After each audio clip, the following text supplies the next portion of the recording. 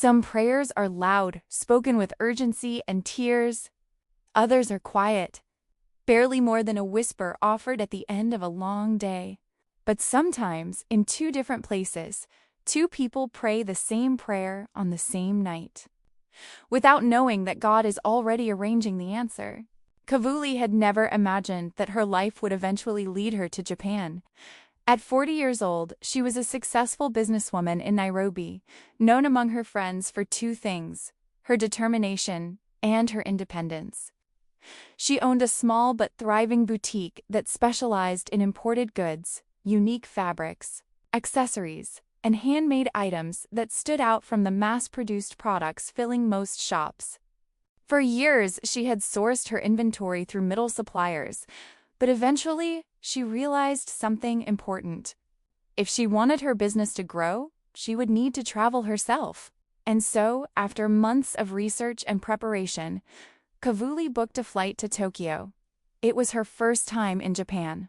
The city overwhelmed her in the best possible way. The trains moved with quiet precision, the streets were clean, and everywhere she looked, there was a sense of order and discipline she found fascinating. But she had not come to sightsee. She had come to build relationships with suppliers.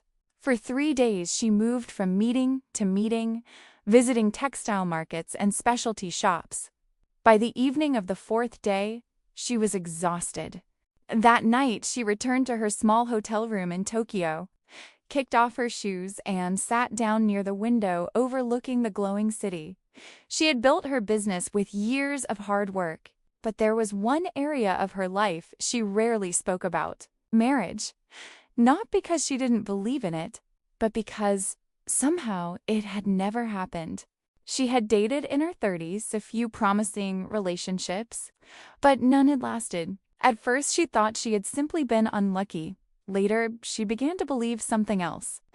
Maybe God had been protecting her. Still, on that quiet evening in Tokyo, the thought crossed her mind again. She folded her hands and bowed her head. "Lord," she whispered softly, "I've trusted you with my life, my business, and my future." She paused. Outside, the lights of the city shimmered. Then she added one more sentence: "If there is someone meant for me, please guide us to each other." The prayer lasted only a few seconds, but it was sincere. Kavuli smiled gently afterward and shook her head. "Well," she murmured quietly, "only you can arrange something like that." She had no idea how right she was. Across the city, another man was finishing a long day of work. Masahiro was 42 and the owner of a successful import company based in Tokyo. His business connected Japanese manufacturers with international markets. It was demanding work, but he enjoyed it. Masahiro had always been known among his colleagues as thoughtful and steady, the kind of man who spoke carefully and rarely rushed decisions. He had built his company from nothing in his early 30s. Now, nearly a decade later, the business was thriving. Yet one part of his life remained surprisingly empty: marriage. Not because he had rejected the idea, but because he had been waiting for something he couldn't quite explain. Over the past few years, Masahiro's life had changed in another important way. Through a colleague, he had been invited to attend an international church in Tokyo. At first, he came simply out of curiosity. But over time, the messages about faith and purpose began to resonate with him. He started praying, not often, but sincerely. That particular evening, he returned to his apartment after a long meeting with overseas clients. He loosened his tie and sat quietly at the small table near his window. For a moment, he simply looked out over the city lights. Then he bowed his head. "God," he said quietly, "I've built many things in my life." He paused, "but I know I didn't build my life alone." Another pause. Then he added something he had never quite prayed before. "If there is someone you intend for me to share this life with, please guide her into my path." The prayer ended there. Short, honest. Masahiro didn't expect anything dramatic. He simply trusted that God heard him. What he didn't realize was that somewhere across the same city, another person had prayed almost the exact same prayer that night. The next afternoon, Kavuli visited one of Tokyo's famous textile markets. The building was enormous. Floor after floor of fabrics, garments, and accessories from suppliers across Asia. She moved through the aisles with a notebook in hand, comparing materials and prices. After 2 hours, she stopped at a small café inside the market to rest. She ordered green tea and sat down near the window. Across the room, a man was speaking with one of the vendors, Masahiro. He had come to the market that afternoon for a routine supplier visit. As he finished his conversation, he glanced toward the café area, and something caught his attention. A woman sitting by the window. Her expression was calm but observant, as if she were carefully taking in the world around her. There was something different about her. Something warm. Masahiro hesitated. Then he did something slightly unusual for him. He walked toward the cafe. Kavuli looked up as he approached. "Excuse me," he said politely. "Are you visiting the market for business?" She smiled. "Yes, I am." Her accent was unfamiliar but pleasant. "I'm from Kenya," she added. Masahiro's eyebrows lifted slightly. "That's wonderful," he said. "My company works with international clients." They spoke for a few minutes, then 10, then 20.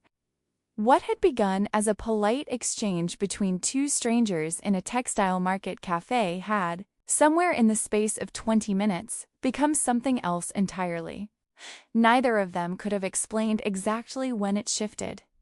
It simply did. The way the best conversations do, gradually at first and then all at once. They talked about business.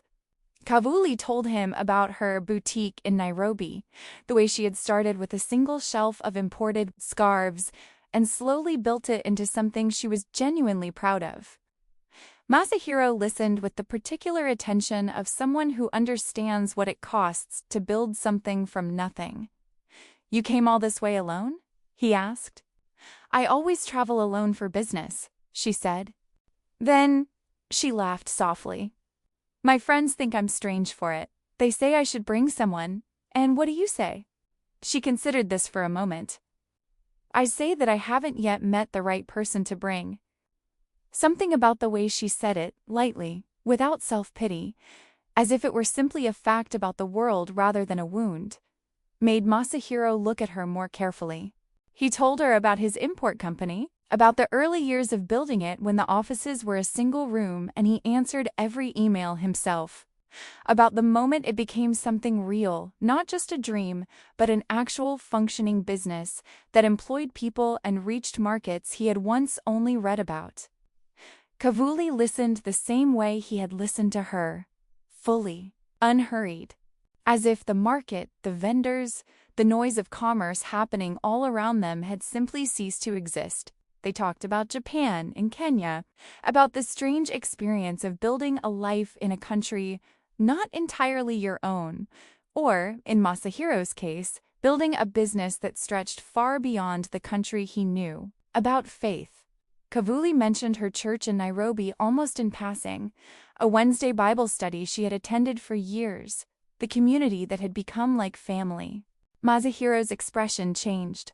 "I've only recently started attending church," he said, "international church here in Tokyo." Kavuli raised an eyebrow, warmly curious. "What made you start going?" Masahiro thought about it honestly.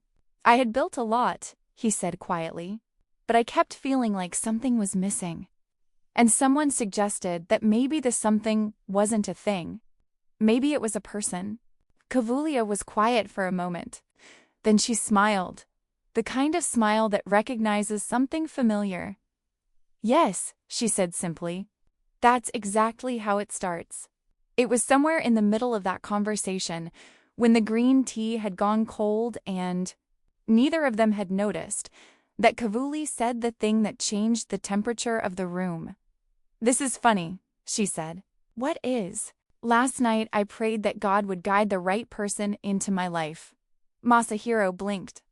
Then he laughed quietly, the honest, slightly disbelieving laugh of a man who recognizes when something is beyond coincidence. "I prayed the same thing," he said. They looked at each other in surprised silence. Outside the café window, the textile market continued its busy, ordinary afternoon. But inside, in that small, still space between two people who had prayed the same prayer on the same night in the same city without knowing it, something had just become very clear. The coincidence was almost too perfect. Or perhaps, not a coincidence at all. Kavuli extended her business trip by 3 days, not for business, for conversation. Over the following days, she and Masahiro explored Tokyo together. Gardens, cafes, quiet evening walks through lantern-lit streets. They stood together beneath cherry blossoms in Kyoto, remembering the night they had both prayed the same quiet prayer. A prayer answered less than 24 hours later, because sometimes God doesn't wait years. Sometimes he simply waits until two hearts are ready. Then he answers both prayers at once. What began as a simple meeting at a market slowly turned into something deeper, a friendship. Then a connection neither of them had expected. The 2 years between that cafe and those cherry blossoms were not empty years. They were full ones. Masahiro visited Nairobi 4 months after they met. He walked through Kavuli's boutique on a quiet Tuesday morning and stood for a long time in front of a display of Kenyan fabrics she had arranged by color. "You did all of this yourself," he said. It was not a question. "Yes," she said. He nodded slowly. "I did the same thing," he said, "in a different city, in a different industry." He looked at her. "I think that's part of why God brought us together." She laughed. "Because we're both stubborn enough to build things alone?" "Because," he said, "we both learned what it costs, and neither of us takes it for granted." Kavuli returned to Japan the following spring, this time not for suppliers. For him. They attended church together at the International Congregation in Tokyo, the same one where Masahiro had first heard messages about faith and purpose that had quietly rearranged something inside him. The pastor spoke that morning about answered prayer, about how God sometimes answers in ways so direct that the only reasonable response is laughter. Kavuli and Masahiro looked at each other across the pew and laughed, because they knew exactly what the pastor meant. They married the following year, beneath cherry blossoms in Kyoto, with family from Nairobi and Tokyo gathered together in one place, different languages, different cultures, one shared joy. And standing at the edge of that celebration, moving quietly through the crowd with his camera, was a photographer named Ida. He had been hired to photograph the wedding, but as he worked, he found himself pausing more than usual. Not because the wedding wasn't beautiful, but because he recognized something in it. The particular joy of two people who had prayed honestly and waited faithfully and arrived, finally, at the answer. He had lived that story himself, a dream that returned for years. A festival in Kyoto where a woman had looked up from a crowd. Muthu, who was now standing not far away, laughing with one of the Kenyan guests, completely at home in a world that had once felt entirely unfamiliar. And somewhere else in that same universe, in a park in Japan, on a quiet bench with a Bible in her lap, a woman named Muna had once looked up to find a man standing before her. A man named Takaru who had prayed for her for 5 years before he even knew her name. Their story was complete now too. 3 stories, 3 prayers, 3 answers, each one different, each one perfectly timed, each one written by the same hand. Ida lowered his camera for a moment and smiled, because he knew something the guests around him didn't. God was not finished. In this universe, he never was. Somewhere in the world, in a city not yet named, between 2 people not yet introduced, another prayer was already being whispered. Another story was already being written. Quietly, faithfully, one word at a time. because in God wrote this love story. The stories never stop. They only keep beginning. She prayed by a hotel window in Tokyo. He prayed across the same city. Neither of them knew about the other, but God did. And less than 24 hours later, in a textile market café with cold green tea and a conversation that forgot to end, he answered both prayers at once. That is the God wrote this love story universe. A world where the prayers are real, the waiting is real, and the answers are more precise than anything we could have planned ourselves. If you haven't watched Stories 1 and 2 yet, go watch them. The links are in the description. You'll see how these stories connect. And subscribe to Written by Grace, Faith, and Forever Stories, because the next story in this universe is already being written. God doesn't write one story at a time.